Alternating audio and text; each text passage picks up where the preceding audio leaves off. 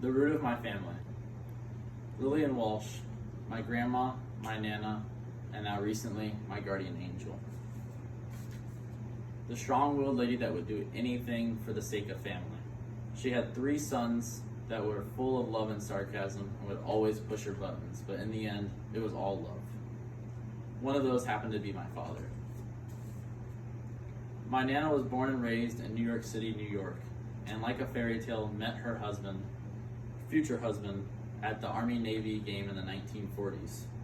1 year later from that date, they ended up moving to Ormond Beach, Florida, and getting married. This is where they raised their family.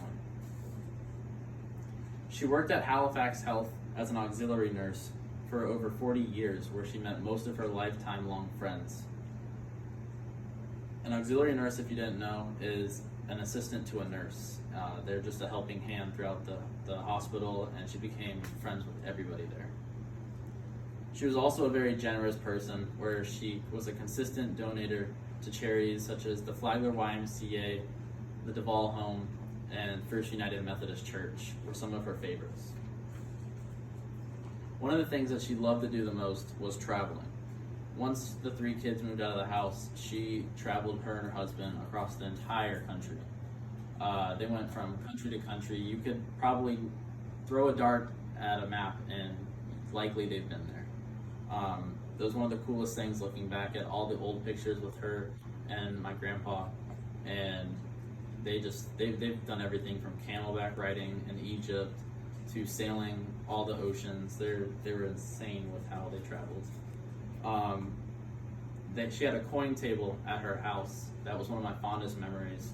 That was a table with a glass top on top, and in between was these coins from across the countries, and you could always slide them out and check them out and look at them, and it was one of the things that I remember the most at her house. I want to travel just like her across the country, and I want to do it with my family. It's something that I want to do in her name, and it just creates, I think, the best memories for everybody. So I promised her my whole life that I'm going to carry on her name with pride. I'm going to tell stories with my families, tell stories that will last a lifetime.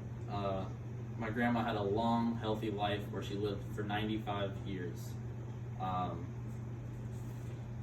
She went through a lot in her last few years on earth, from being bedridden in a nursing home to going partially blind to losing 2 of her 3 sons before her own.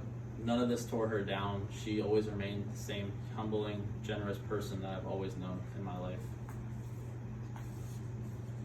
My nana passed away on December 8th of 2018, just a couple months actually after I graduated high school, peacefully in her bed.